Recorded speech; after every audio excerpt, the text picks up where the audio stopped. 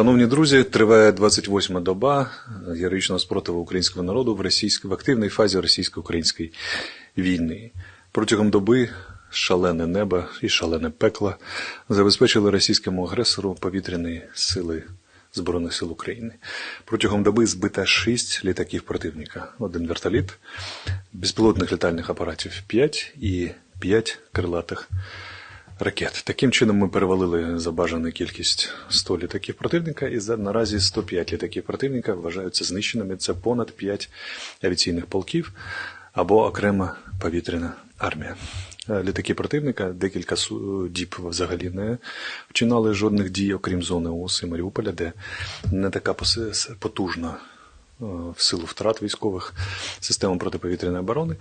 Згодом вони вирішили політати над мирними містами України, побомбити їх, і це закономірно скінчилося для них поразкою. Протягом доби стан положення та характер дій противника і наших сил не змінилися суттєво, йдуть тактичні бої. Ворог продовжує атакувати Маріуполь, защитники міста чинять героїчний спротив, демонструючи високий воєнний професіоналізм, масовий героїзм. Вчора ними був знищений командир 810-ї бригади морської піхоти Чорноморського флоту пострілом снайпера українського, і це 5-та втрата командира, рівня командира полка і вище під Маріуполем, що показує, по-перше, жорстокість боїв, які там точаться, по-друге, виключний професіоналізм захисників міста. Так само, як і Маріуполь, тримаються Суми, Харків, Чернігів, Київ. Чернігів зараз місто, яке ворог намагається перетворити на другий Маріуполь, там також нема води, світла, газопостачання, практично нема тепла, але тим не менше героїчні мешканці і оборонці Чернігова тримають оборону.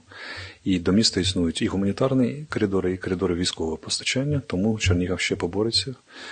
І я думаю, що ворогу не вдасться не те, що його взяти, а навіть наблизитися до міста. Окрему подяку сьогодні хотілося б сказати героїчному спротиву, яку чинять Збройні сили України, інші сили оборони і мирні мешканці, весь наш народ в зоні операції Об'єднаних сил. Це насамперед стосується як і Луганської області, більшу частину яку захопив ворог, але тримається Рубіжне, Попасна, Сєвєродонецьк, Лисичанськ, героїчно тримається перед масовими обстрілами, наносять поразку, вороги ходять в контратаки. Так само і тримається зона ООС від Ізюму до Волновахи, де ворог намагався її оточити, але вже третю добу не веде там активних наступальних дій, тому що поніс нищівні втрати з боку наших військ. І нагадаю, що зоні ООС противник давав 3 доби на існування як такої. Зараз вже пішов місяць, і мова вже йде про існування противника, який намагався наступати на зону ООС. Низький вам уклін і дяка за те, що ви, будучи відірваними від основних сил, тримаєте оборону так, як їх не тримали спартанці свого часу.